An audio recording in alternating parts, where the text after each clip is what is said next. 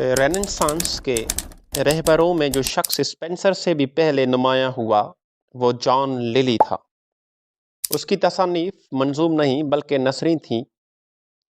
गोया नसर भी एक किस्म की नज़्म है। लिली का मकसद ये था कि ज़ुबान को आला तरीन हुस्न के साथ इस्तेमाल किया जाए और एक मखसूस तर्ज अदा राइज की जाए। वो कवायद निगारों के ख़ानदान से था और उसका दादा विलियम लिली एरेस्मस और मोर का दोस्त था। ऑक्सफोर्ड में तालीम हासिल करने के बाद वो लंदन आया और लॉर्ड बर्ले की मुलाजमत की। स्पेंसर के शेफर्ड्स कैलेंडर से एक साल पेशतर उसने अपनी किताब यूफियस और द एनाटॉमी ऑफ विट, जिसमें यूफियस की कहानी के साथ ही साथ लादीनी और बद इखलाकी पर हमले किए हैं।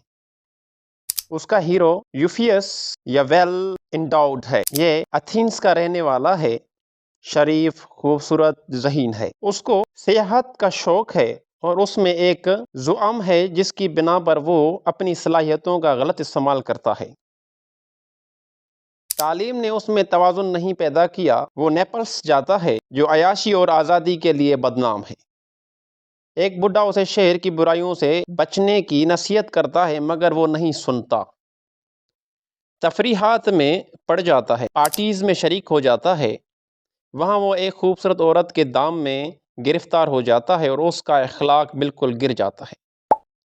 उसका एक दोस्त उसका तारुफ अपनी महबूबा लुसीला से कराता है और वो उस पर आशिक हो जाता है और उससे शादी करने वाला ही होता है कि वो तलून मिजाज औरत एक तीसरे के साथ चल देती है। यूफियस नेपल्स छोड़कर एथेंस आ जाता है और किताबों में महू हो जाता है। आखिर में मजहबी और अखलाकी दर्सियात हैं। यूफियस औरतों के ख़िलाफ़ तालीम के मार्फत में और खुदा पर अकीदा पर वाइज करता है। ये तसनीफ़ फ़ौरन बहुत ही मशहूर हो गई मगर उसके ख़िलाफ़ एक गलगला भी उठा जिस पर लिली ने यूफियस एंड हिज इंग्लैंड लिखी, जिसमें उसने अपने मुल्क, अपनी मलका, यूनिवर्सिटीज़ और सबसे ज़्यादा ख़वातीन की मदह की। अंग्रेज़ औरतों को दुनिया में सबसे ज़्यादा खूबसूरत और बाअस्मत बताया और ये साबित किया कि मज़हब एलिज़ाबेथ के अहद में कमाल पर पहुंचा और कहा कि अंग्रेज़ों का खुदा ही ज़िंदा खुदा है। दूसरी किताब में बहुत सी नेक औरतों के किस्से हैं और बहुत उम्दा ड्रामाई सीन हैं जिनमें ज़कावत और ज़राफ़त दिखाई देती है।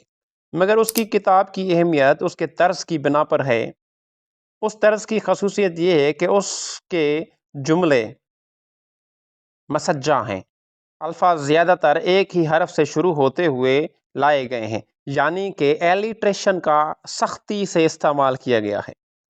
उसमें भी एक तकरार और तवाज़ुन कायम किया गया है, पर उसकी नसर को सनाए से हर तरह रंगीन बनाया गया है। इस सिलसिले में लिली ने ज़्यादातर पुराने शायरों से सरके किए हैं।